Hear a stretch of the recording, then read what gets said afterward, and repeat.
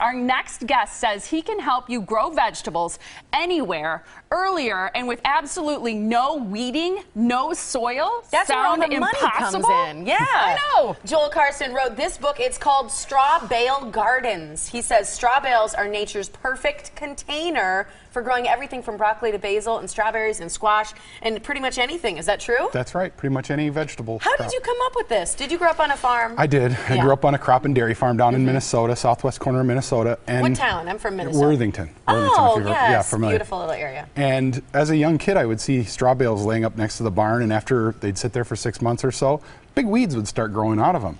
So we fast forward 15 years, and I now have a degree in horticulture and bought my first property with very poor soil, very thin, about 1.5 inches of topsoil, and I knew I couldn't have a garden. So I thought back to those days when I saw those straw bales, and I decided to try growing vegetables in straw bales.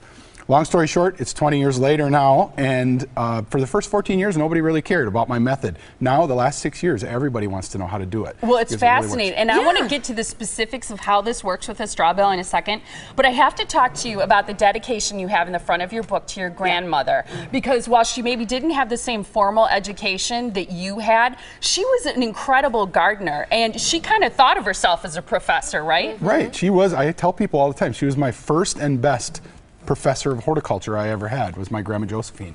And it wasn't because she had a degree in it. Right. She just gardened trial all and error. the time, right? She had her first garden when she was 16, and she had her last garden when she was 93. So. And what I Here's love, Grandma. and one of her Grandma pieces of Josephine. advice is, it's something like focus on the flowers and ignore the weeds. Yeah. And that's a message for life, I think. Yeah, absolutely. I love focus that. on the good things that happen and don't worry so much about the bad stuff. So did you create this method? I did come up with the method, the modern day version of straw bale gardening. There's some literature from the ancient Aztec Indians where they talk about methods they used to use where they would pile up different types of forage and grow vegetables in those.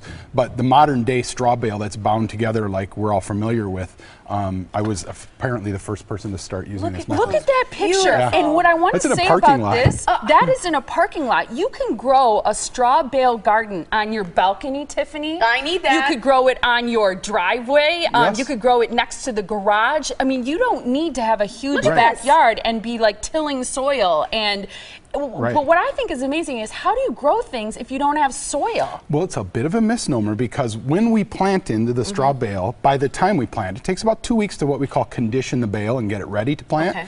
We're actually going to turn what looks like straw right now into compost. This process that we bring it through actually starts to decompose the straw, and it turns the straw into rudimentary soil. Is the that first stages easy? of soil. How do you it's do real it? easy. You add fertilizer and you water the bales over a period of a couple weeks. We give you the exact recipe of how you do it. You can do it completely organically, or you can do it using regular old lawn fertilizer. And after a couple of weeks, you'll see the insides get real mushy and soft and start to get a little bit of an odor. It's not a bad smell, but a little bit of an odor. I kind of like that smell. Like that From being at composty farms. smell. And then when you go to plant inside there, you'll see the inside of the bale, especially for us northern gardeners, is nice and warm inside there. So when you're planting in mid-May, the bale is 100 degrees inside the bale, where your ground is 50 degrees. Whoa, it's like a hothouse. You're right. So it makes a really big impact, especially on warm season crops like tomatoes. It gives them a real head start. So I've already been picking tomatoes, and I'm just as far north over in Minneapolis as you guys are here. So, Wow. yeah. So question for you, for people who are interested, what's the cost difference? I mean, does it save you money to use a straw bale? Oh, major Really? amount of money. Yeah. Because that's where I feel like a lot of money is spent is in that soil. Right. Yeah. If you think about the straw bale as a container, a typical size straw bale, this is my model bale, right? A typical size straw bale is going to be about 14 Big. cubic feet of volume. So if you were to build a container or buy a container that was 14 cubic feet, that's a big investment. Plus now you have to buy 7 bags of potting mix to fill up that container. Right. And you've got a lot of expense there at $10 a bag. With a straw bale, you're going to spend anywhere from $4 to $6 depending on where you get it. And you've got everything included, the vessel along with the media. There are going to be a lot of people, and I know you answer this question, you're ready to go, but it's like people are going, okay, so let's say I want to try this out, I want to read your book, and your book is nice and thin, it's easy to read, but they don't know where to get a straw bale. We have a website called strawbalemarket.com, which is completely free for everybody to use. If you're a farmer and you have bales to sell, you can post an ad there. If you're a person in the city looking for straw bales and you want to find a farmer directly, you can look up by your zip code. And it's actually worldwide. There's people in Europe that use the website as well. And we started it and we support the website and try to make it available for everybody. So make it convenient for people to be able to find bales. Or you can just check out your local garden center or farm store, nursery. Especially in the fall, all of them will have straw bales. You don't think about it till the spring when it's gardening time, but you can buy your bales in the fall and just put them right out in your garden where you're going to use them the next spring, and they'll be ready to go. Is this a dumb question? Where does straw bales come from? Where do they come from? Ah, that's a good question. Okay, I didn't know. It's a good question. I always tell people that the closer you get to the country's tallest buildings, the harder it is for people to distinguish between straw and hay.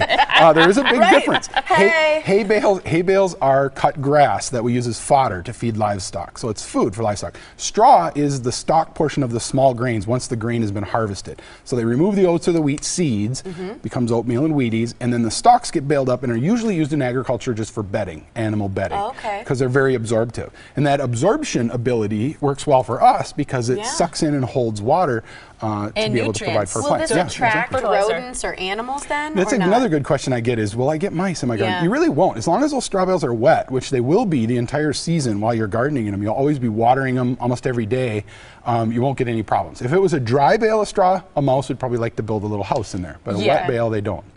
Really quick, because we're running out of time, you have a great map in your book of a straw bale garden where if you have more space, you can do a lot of different bales and put different types of things in there.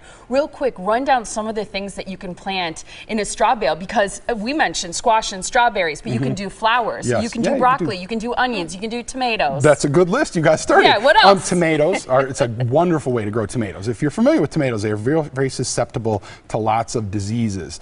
Those diseases are harbored in the soil from year to year. Here we're not using the soil. We're building our own brand new soil, so there's never any carryover of disease or insect problems, which means much more disease-free tomatoes. So it's wonderful for tomatoes.